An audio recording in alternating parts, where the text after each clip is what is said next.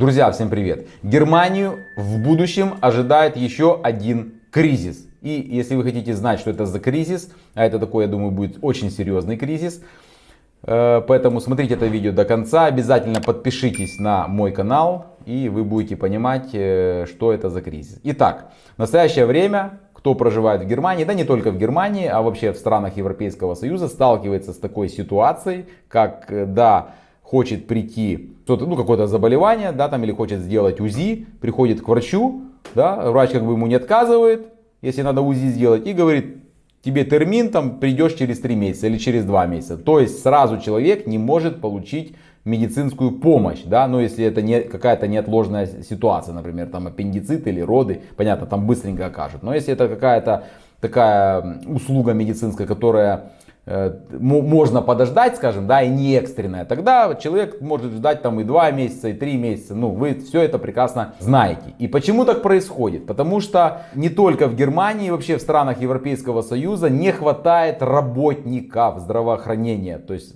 просто-напросто нет врачей. Еще в 2022 году европейская группа экспертов Всемирной организации здравоохранения акцентировала внимание в Европе, европейских политиков на глобальной проблемой, с которой столкнутся в будущем, уже столкнулись практически все страны Европейского Союза. Бомба замедленного действия. Если не принять немедленных мер, нехватка кадров в сфере здравоохранения и ухода в европейском регионе может обернуться катастрофой. Тогда написали эксперты. Эксперты отметили, что в каждой третьей стране Европейского Союза в настоящее время более 40% врачей имеют возраст старше 55 лет. И что это означает? Это означает то, что в этих странах более 40% врачей выйдут на пенсию в течение последующих 10 лет. И получится кризис. То есть замены этим людям нет. Это бомба замедленного действия. То есть усугубится еще положение. Если сейчас ждут 2 месяца, то будут ждать 4 месяца. Потому что нет просто-напросто кадров, кто может заменить этих людей. Если не будут приняты меры правительствами европейских стран, через 10 лет будет огромный дефицит в дополнение к тому, который сейчас уже имеется. Какая теперь статистика? По последним данным за 2022 год вот в Европе в среднем 80 медсестер обслуживают 10 тысяч человек. 80. 37 терапевтов на 10 тысяч. 8 физиотерапевтов на 10 тысяч. 6,9 фармацевтов на 10 тысяч населения. 6,7 стоматологов на 10 тысяч населения. И 4,1 акушерок на 10 тысяч населения.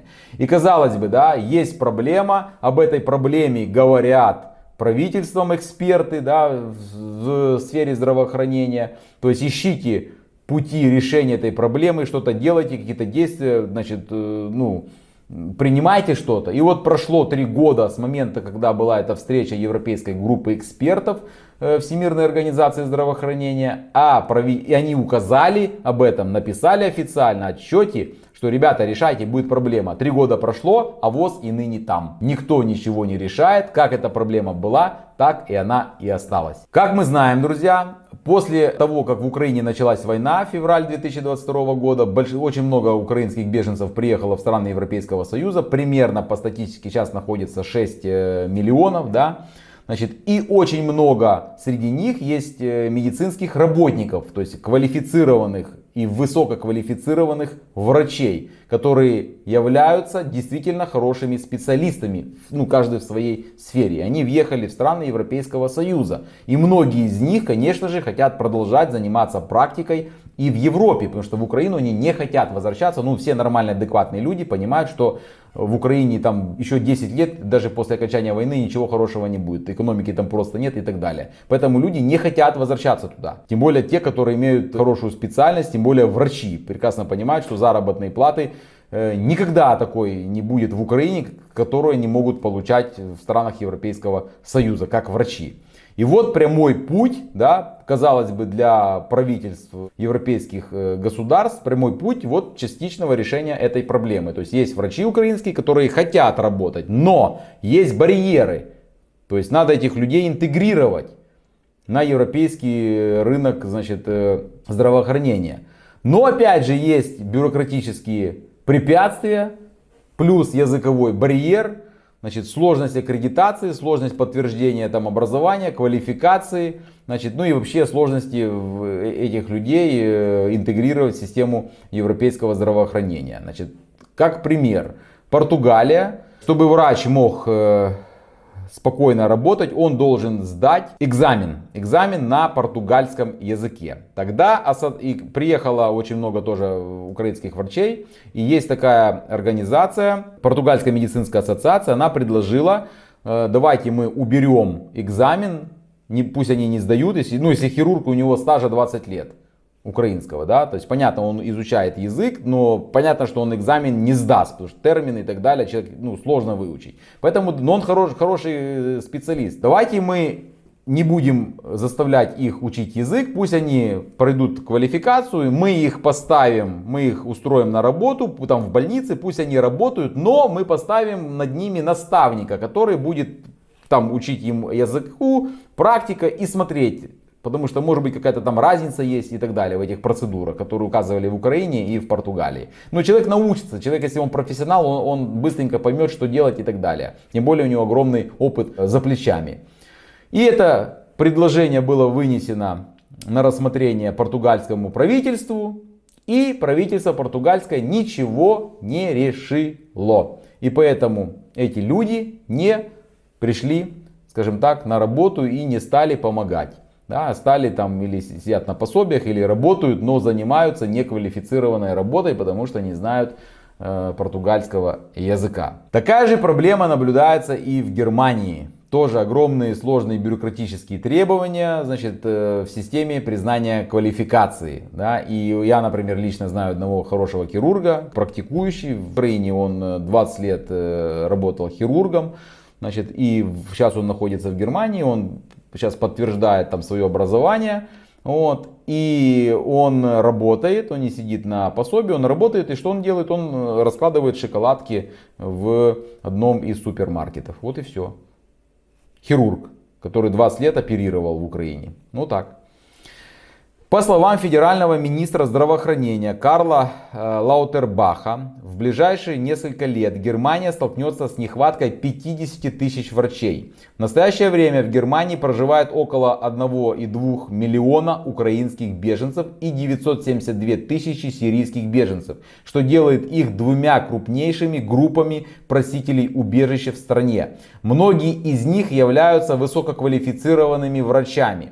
Значит, по данным исследования, с момента вторжения России на Украину, ну то есть когда началась война, в страну, в Германию прибыло более 1600 врачей украинских, и только 187 из них получили полную лицензию на медицинскую практику. Вот такая ситуация. И хотя Германия, так же как и другие страны Европейского Союза, сталкиваются с нехваткой медицинских работников, они ничего не делают для того, чтобы ускорить, да, процесс, чтобы могли иностранные врачи, иностранные специалисты пройти, значит, аккредитацию, подтвердить там образование и приступить к работе, помогать уже спасать жизни гражданам Германии.